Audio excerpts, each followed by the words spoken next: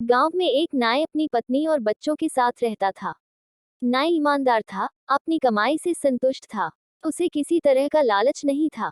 नाई की पत्नी भी अपनी पति की कमाई हुई आय से बड़ी कुशलता से अपनी गृहस्थी चलाती थी।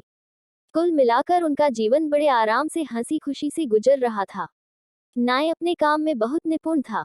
एक दिन वहां के राजा ने नाई को अपने पास बुलवाया और रोज उसे महल में आकर हजामत बनाने को कहा। नाई ने भी बड़ी प्रसन्नता से राजा का प्रस्ताव मान लिया। नाई को रोज राजा की हजामत बनाने के लिए एक स्वर्ण मुद्रा मिलती थी। इतना सारा पैसा पाकर नाई की पत्नी भी बड़ी खुश हुई। अब उसका जीवन बड़े आराम से कटने लगा। घर पर किसी चीज की कमी नहीं रही और हर महीने अच्छी रकम की बचत भी होने लगी। नाई, उसकी पत्नी और बच्चे सभी खुश रहने लगे। एक दिन शाम को जब नाई अपना काम निपटा कर महल से अपने घर वापस जा रहा था, तो रास्ते में उसे एक आवाज सुनाई दी। आवाज एक यक्ष की थी। यक्ष ने नाई से कहा, मैंने तुम्हारी ईमानदारी के बड़े चर्चे सुने हैं। मैं तुम्हारी ईमानदारी से बहुत खुश हूँ और तुम्हें सोने की मुद्राओं से भरे 7 घड़े देना चाहता हूँ। क्या तुम मेरे दिए हुए घड़े लोगे? नाई पहले तो थोड़ा डरा, पर दूसरे ही पल उसके मन में लालच आ गया और उसने यक्ष के दिए हुए घड़े लेने का निश्चय कर लिया। नाई का उत्तर सुनकर उस आवाज ने फिर नाई से कहा, ठीक है, 7 घड़े तुम्हारे घर पहुंच जाएंगे।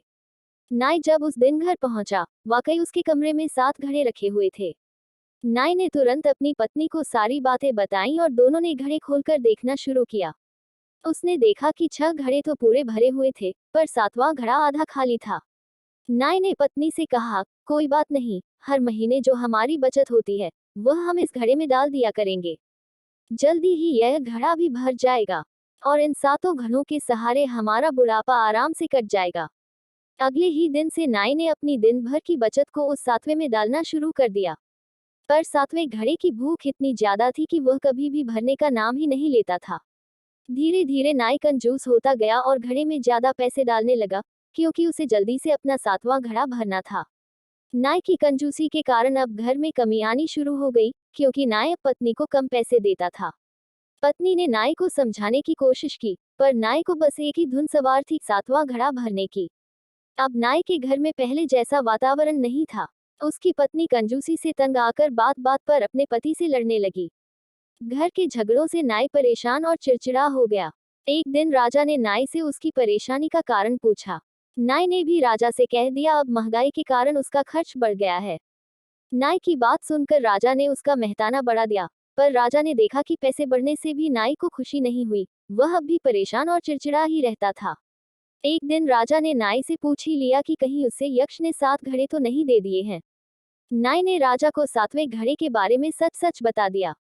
तब राजा ने नाई से कहा कि 7 घड़े यक्ष को वापस कर दो, क्योंकि 7वां घड़ा साक्षात लोभ है, उसकी भूख कभी नहीं मिटती। नाई को सारी बात समझ में आ गई। नाई ने उसी दिन घर लौटकर 7 घड़े यक्ष को वापस कर दिए। घड़ों के वापस जाने के बाद नाई का जीवन फिर से खुशियों से भर गया था। ये कहानी हमें बताती है कि हमें कभी लोभ नहीं करना चाहिए। भगवान ने हम सभी को अपने कर्मों के अनुसार चीजें दी हैं, हमारे पास जो है, हमें उसी से खुश रहना चाहिए। अगर हम लालच करें तो 7वें घड़े की तरह उसका कोई अंत नहीं होता। हमारे जीवन की शांति बिगड़ने के कारणों में से सबसे बड़ा कारण है लोभ।